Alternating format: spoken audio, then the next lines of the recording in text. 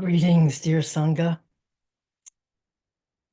Thank you for your kind comments in the chat yesterday.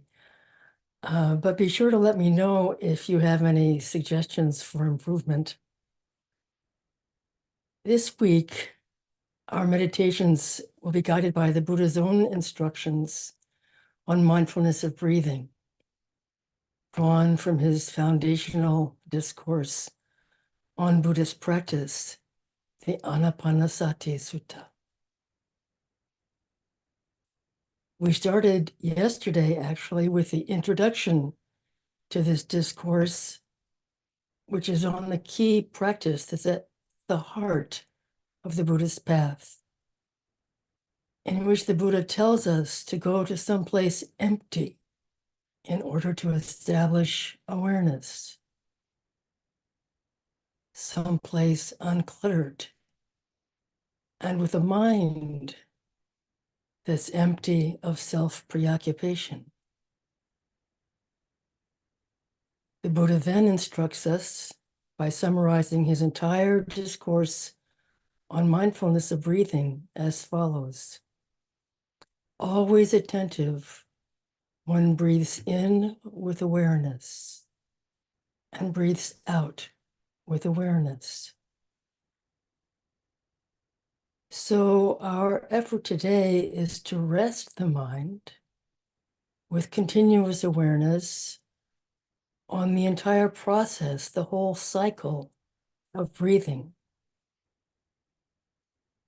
We want to know intimately how we're experiencing the beginning and the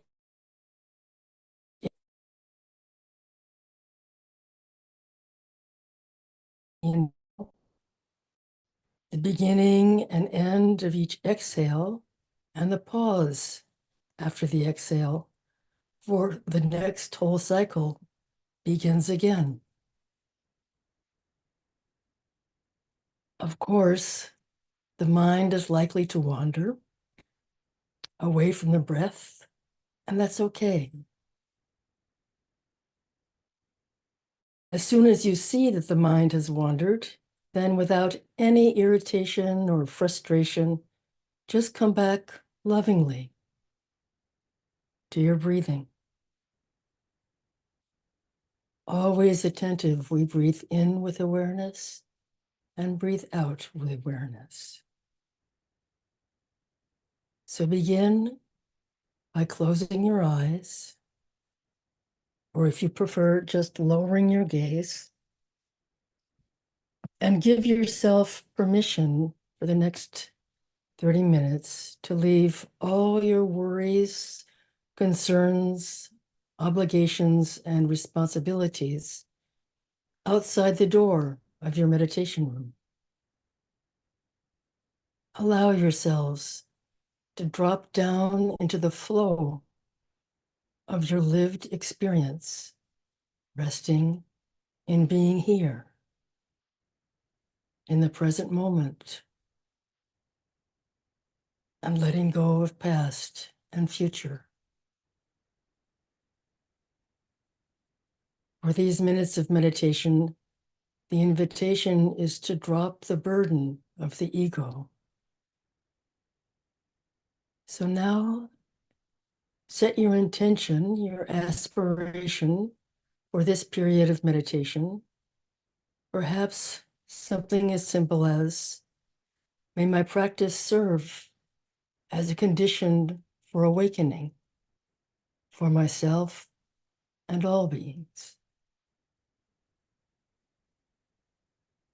With such an aspiration, it's important to know that you, like all of us practicing here, have the potential for awakening. So, settling into a posture that expresses your intention.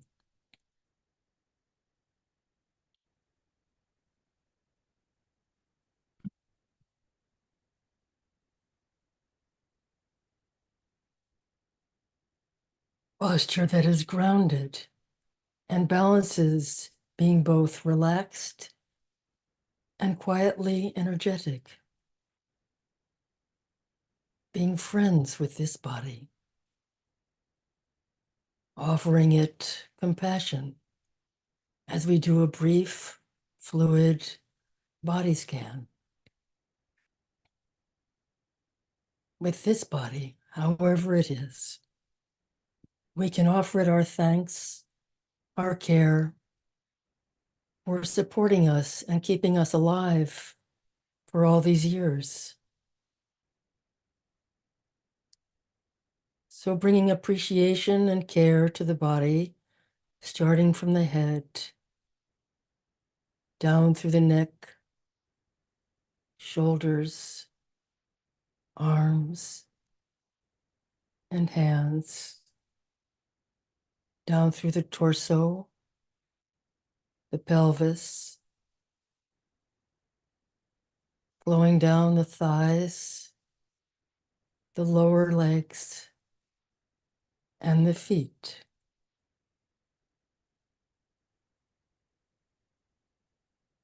Our priority is to establish sati, awareness that is embodied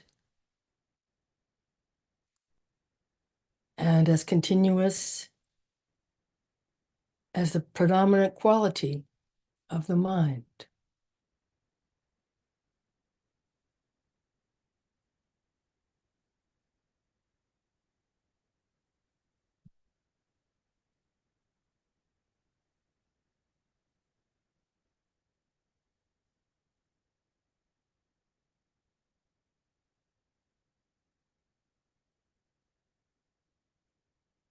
Taking a deep, long, satisfying breath and connecting with the flow of breathing. Then letting the breath gently come back to normal and discovering the rhythm and the texture of our natural way of breathing.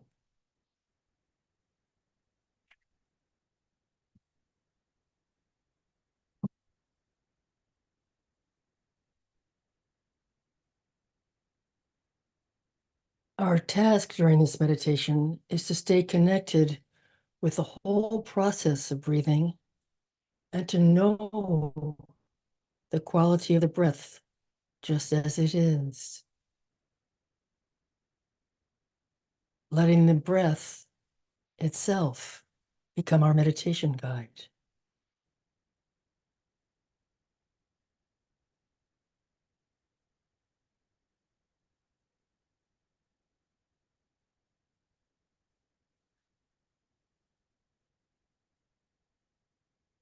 Every breath is its own microcosm.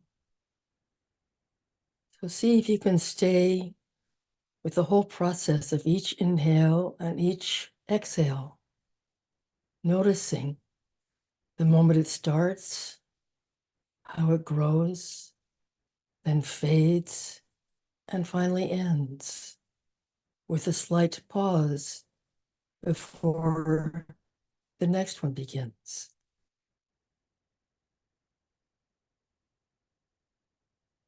As I mentioned yesterday, I find it helpful to visualize the cycle of the breath as an energetic oval, with the bottom of the oval at the perineum and the top at the crown of the head, where there's a little virtual opening in the skull.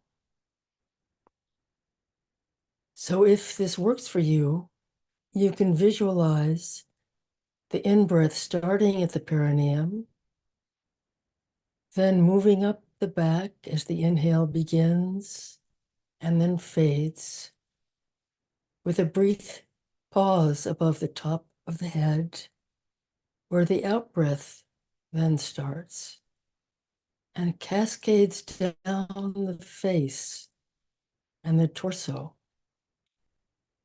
then ending again in the perineum,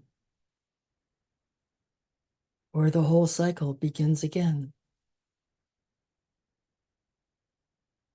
We are resting in and trusting the whole process of breathing naturally.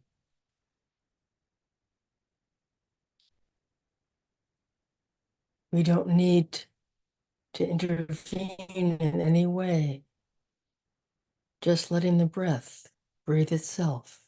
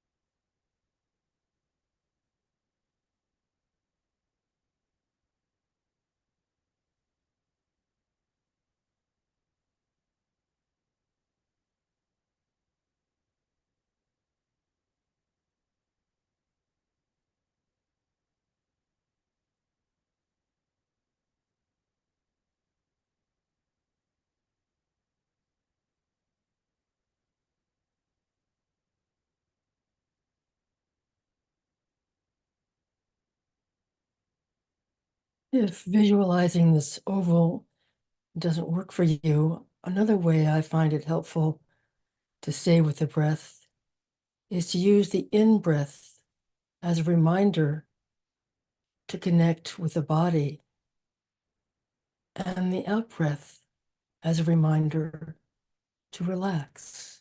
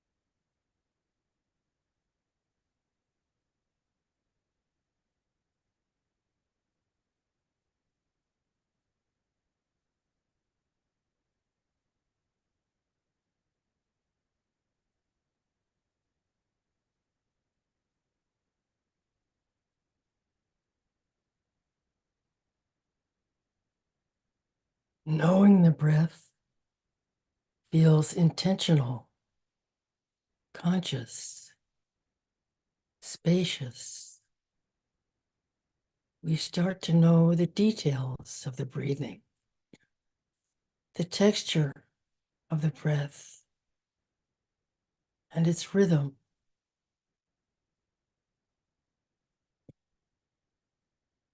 By staying with and trusting the breath, we're cultivating our capacity for knowing the present moment.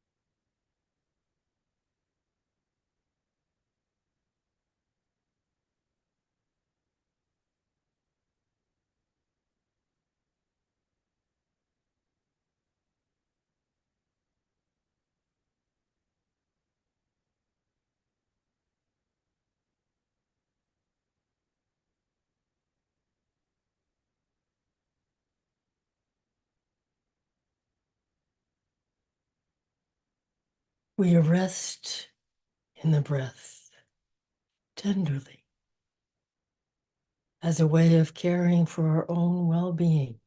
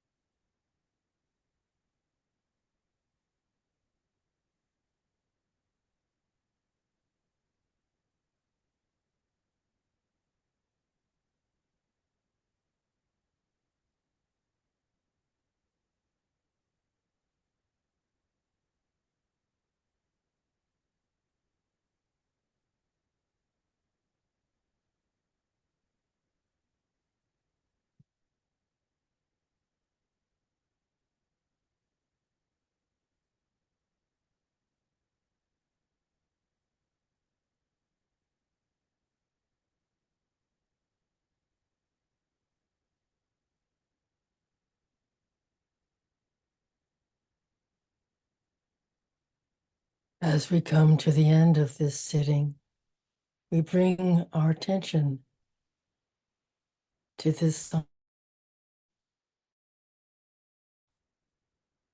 sending loving wishes of well-being to everyone here meditating together. And now we return to our circle of compassion for ourselves and all beings. May all beings be safe and protected. Being safe, may all beings, including ourselves, be happily at ease. May we all abide in peace. And may all beings everywhere be free. As I join my hands together and bow to you now, I'm honoring your practice.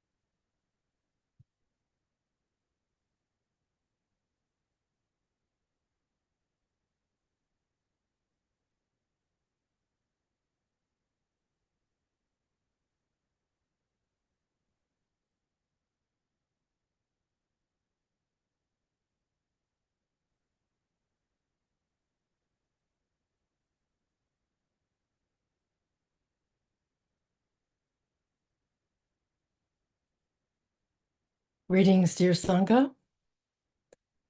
It's good to be here with you. And thank you for your kind comments in the chat yesterday. But know that I'm really interested also in hearing any suggestions for improvement you might have. So in the early texts, the Buddha often describes the mind as luminous and bright. Gil's teacher in Burma, U Pandita, once said that the mind is like a garden. If neglected, defilement weeds will grow. But if the plot is well tended, it will be beautiful and fruitful. And this quote comes from a book of U Pandita's teachings, which is called The State of Mind Called Beautiful. And the Pali word for the noun mind and the adjective for beautiful are the same, citta. So if I were to tell you in Pali that your mind is beautiful, I would say it's cittang, cittang.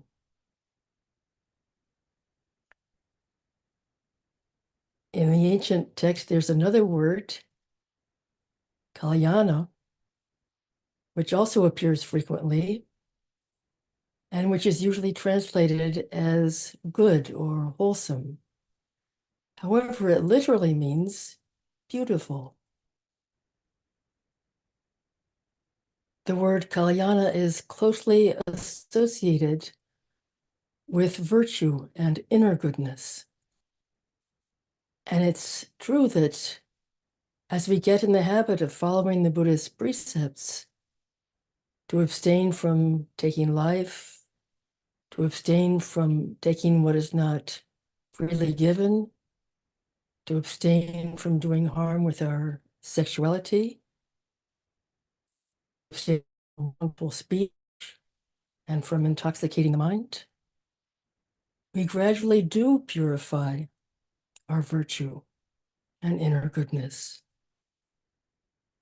I'm in utter admiration of the nuns and monks I've practiced with because they all go to such great lengths to cause no harm,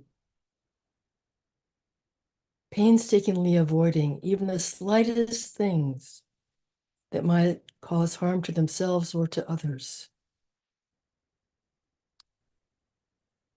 And it's no exaggeration to say that they all move through their lives with beauty in everything they do or say.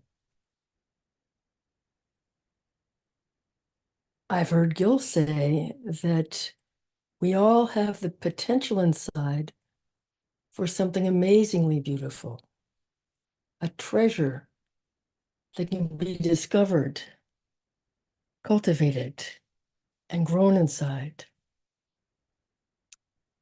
So let me read you a teaching that Gil gave in this forum, the 7 a.m. teachings.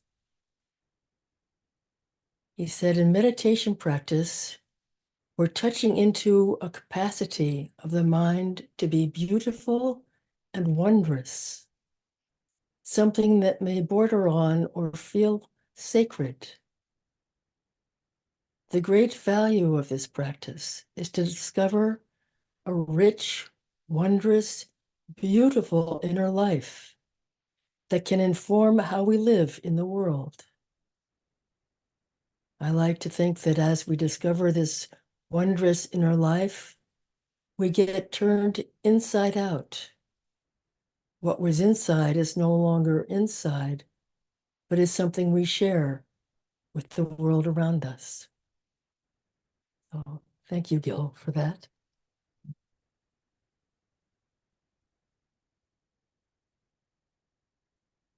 And it's similar in the early texts. The Buddha stresses that the Dharma is Kalyana in the beginning, Kalyana in the middle, and Kalyana in the end. So literally, our Dharma path is beautiful in the beginning, beautiful in the middle, and beautiful in the end. We all have this capacity for inner beauty. And we need to trust the fact that our potential is unlimited. We all have the same birthright, which is our enormous potential for goodness and wisdom. The Buddha also talked about being skilled in the beauty of meditation. And as you know, in meditation, we train in cultivating awareness. And when we're fully aware, the mind is beautiful, and what we do becomes beautiful. My beloved Zen teacher, Shunryu Suzuki, taught me that instead of having a deep understanding of the teaching, we need strong confidence in our teaching, which says that originally we have Buddha nature, and that Buddhist practice is based on this faith in our Buddha nature. So let me read you some quotes from Suzuki Roshi on Buddha nature and big mind. Our original mind includes everything within itself. Nothing comes from outside your mind. The true understanding is that the mind includes everything. When you think something comes from outside, It means only that something appears in your mind. Nothing outside yourself can cause any trouble. You yourself make the waves in your mind. If you leave your mind as it is, it will become calm. This mind is called big mind. And to exist in big mind is an act of faith. Big mind is something you have, not something to seek for. Big mind is like the great sky. Whatever kind of bird flies through it, the sky doesn't care.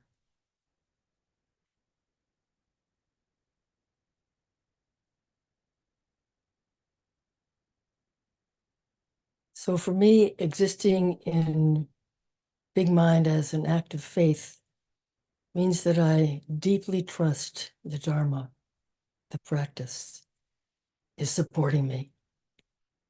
It's taking me in the right direction. And I'm hoping to convey to you that in this practice, whatever kind of bird you are, you're okay. It's just fine. And that in the world of Buddhist practitioners, you have plenty of company.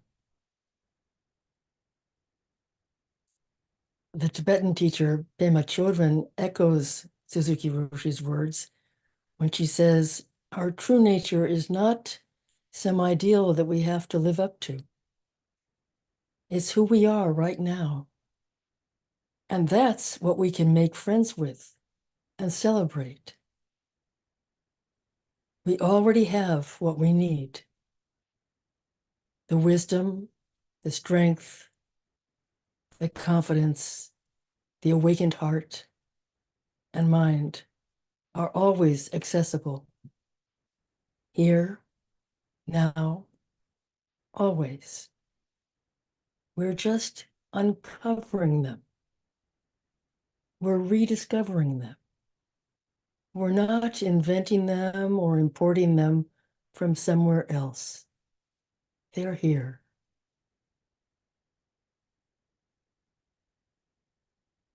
So this doctrine that our very essence is an unborn and undying awareness is not limited to Mahayana and Tibetan traditions. The Theravada Thai forest teacher Ajahn Chah asserts that the original heart mind shines like pure, clear water with the sweetest taste. He often referred to the one who knows as a pointer to the inherent wisdom within awareness itself. Also in the Thai forest tradition, Ajahn Mahabua says of impermanence, this vanishes, that vanishes, but that which knows they're vanishing doesn't vanish. All that remains is simple awareness, utterly pure.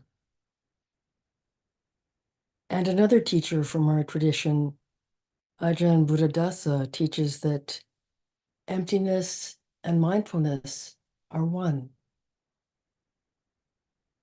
Most of us unconsciously identify as a separate, threatened, deficient self. But if we trust in the Dharma, our practice will reveal the freedom of our beautiful mind, our true nature. Our capacity to know and be aware is a beautiful quality. And one of the potentials of the Dharma is to be able to discover what's beautiful inside and outside us, to have eyes, the inner eye and the physical eye, which is able to see what's beautiful. The quality of how we practice comes into play when we're looking at the quality of the mind that's beautiful.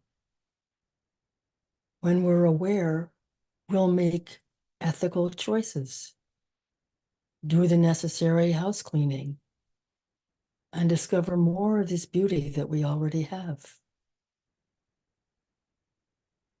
So I'll close with the story of the musk deer. Very early in her life, a musk deer began to notice this heavenly scent in the air. Intoxicated by this divine aroma, she set out to find the source. She searched the depths of every forest, smelled around every tree, every blade of grass, and still couldn't discover where this scent was coming from. She remained determined because the scent was so glorious. She knew deep down that she would be profoundly happy once she finally found it. She spent her whole life searching, and one day fell exhausted to the forest floor. And as she fell, one of her horns pierced her own belly. Suddenly, the air was overwhelmingly flooded with this divine heavenly scent. After a lifetime of searching, in the final moments of her precious life, she realized the scent was coming from her all along.